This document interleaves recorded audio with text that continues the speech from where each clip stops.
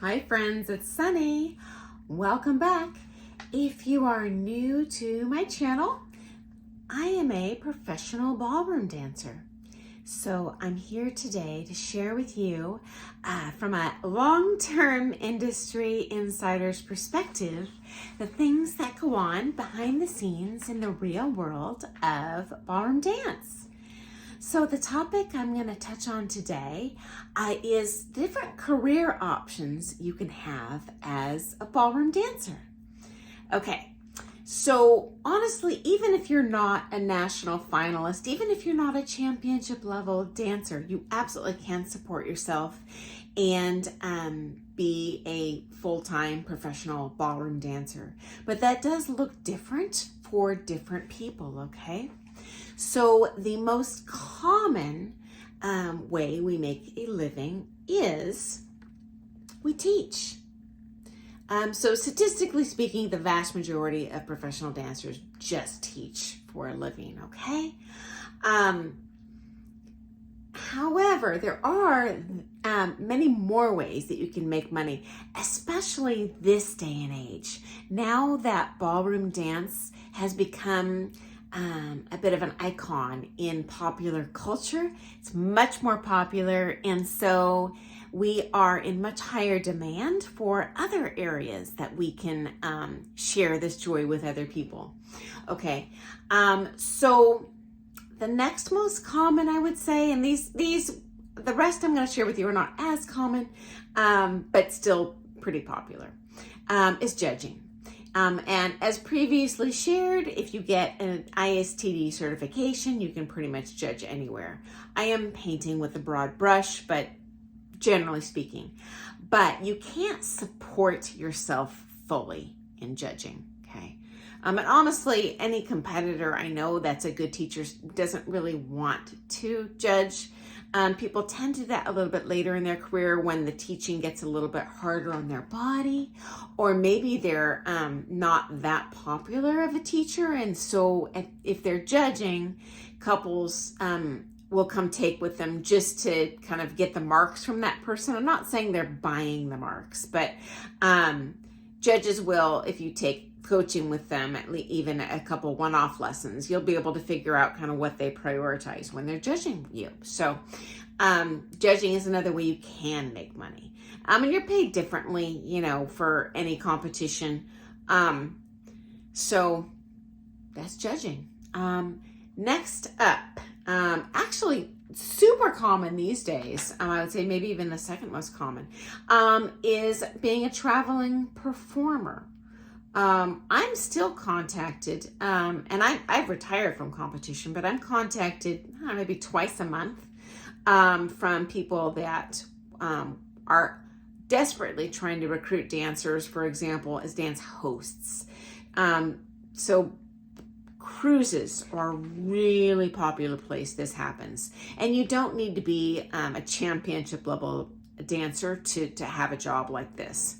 Although, fair warning, any pro I know that's done this did not like it. They said they felt like they were just dragging people around who had no desire to be a good dancer. It was hard on their body. It was exhausting. Now, if you are a couple that's hired to work on a cruise, meaning you might teach some beginning lessons, you'll do shows, you might be kind of a shill on a dance floor if they have a dinner, just so people have something they can watch. Those jobs do pay. Your rooms stink, but that does pay for your food and accommodations and a wage on top of that, okay? And generally you sign into a contract to do these. So you might sign on with a cruise line for, say, a year. And you have a general idea of where you're going. At least this has been my experience. Now, I also regularly get contacts, especially from Asia, to travel abroad to do shows. But those don't actually pay. They just pay for your food and travel, and Mama don't work for free. So I've never personally done that, though I know people who have. And if you have an inkling to see a certain country, that's definitely an opportunity for you. Also, regarding cruises, even if you're like a low-level amateur dancer as a single man, You can, I'll call it, be sponsored to go on a cruise. They don't pay you anything. At best, you'll get free room and board, and in exchange, you need to show up to all their events and ask all the ladies to dance. So that is something you can do as a ballroom dancer, not necessarily even a professional. Okay, another somewhat common thing to do, a lot less common than teaching though, is to own your own studio. As you may know, I owned the largest ballroom dance studio in the country for over 15 years. It's not something I recommend unless you're going to own a franchise, because there's big money to be made there. But if you're going to own a studio where you are independent, meaning you have your own business license, you own your own name, you hire your own employees, you hire your own, not that you hire them, but your independent contractors who you obviously interview and allow in who you want.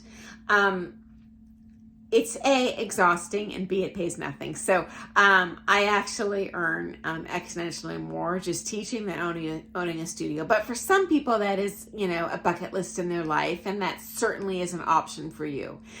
These businesses do tend to go in and out of business. It's very expensive. If you're interested, I can do another video on the expenses of running a dance studio. And all the challenges that come along with that. I certainly don't regret it. It was a rewarding part of my life, but also incredibly time consuming. And now that I'm married and a mom, I really do like to prioritize that part of my life. I also love teaching. It's always been my very favorite thing about ballroom dancing in my life. And when you run a studio, you can't teach. You really need to run it like a business, okay?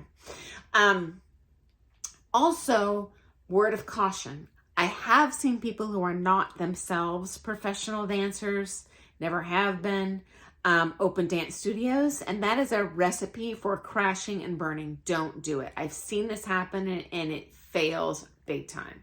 So if you want to live the ballroom dance dream, just ballroom dance. Do not open a studio. You really need to know the ins and outs of this industry in so many ways to be able to keep those doors open, okay? And finally, this is really something new that's evolved since I turned pro, and that it's increasingly common to have a career in the media. Now, that can take place in any number of ways. As I've shared with you, networks are constantly trying to recruit professional ballroom dancers to either teach the actors on shows, to perform on their show. Reality shows are constantly recruiting. Now, if you do that, you don't need to be like a national champion or a world ranked champion, but you do really need to have experience competing at the championship level. You do need to be a decent dancer if you're going to make a living that way. The pros are certainly you can make a good living, depending on which show you're on. The downside is this is not reliable income. You're just hired for a contract. Nothing is guaranteed after that, okay? So I think that's kind of interesting. Also, I've done a lot of piecework in print advertising. So as you might know, I was in the print advertising, meaning in magazines, on billboards, on bus stop backs for the Learning Channel's Ballroom Bootcamp TV show. I've done print work for completely unrelated companies like Xerox. They had some sort of ad campaign for selling a new ink, and they wanted to use like a beautiful image of a ballroom dance, couple for their ads. I've done that. Those pay pretty decent. Those pay, ultimately do a couple hours of work. And for me, that paid about $2,000 a pop. So worth it. And I like that, unlike doing a media thing where you're obligated to show up for, 3 months of a ballroom dance TV contract, and then you have to dump your students, and then you got to build all new students when you get home. This is just a 1-day, maximum 2-day stint. So you can keep all your clients, make quick money, and then jet back to your fun teaching career. So anyway, I thought you might find that to be interesting. There's many career options available for ballroom dancers these days. There's a bit of a misconception in popular culture that we just compete to make money. Competing actually pays extremely little. Even if you win first at Blackpool, you get next to nothing. Won't even cover the charge of one night hotel. So these are the different ways that we support ourselves as professional dancers. So I hope you found that to be interesting. If you're a ballroom dancer and have made money some other way that involves ballroom dancing, obviously, definitely comment below. Would love to hear that. And our other viewers would as well. Let me know what you think. Give me that thumbs up button if you enjoyed that or thought it was interesting. Hit subscribe if you're interested in seeing more of this content, because I am not a monetized channel. I just do it for your viewing pleasure and hopefully to provide a little entertainment and helpful info for you. So I will see you next time. Bye, guys.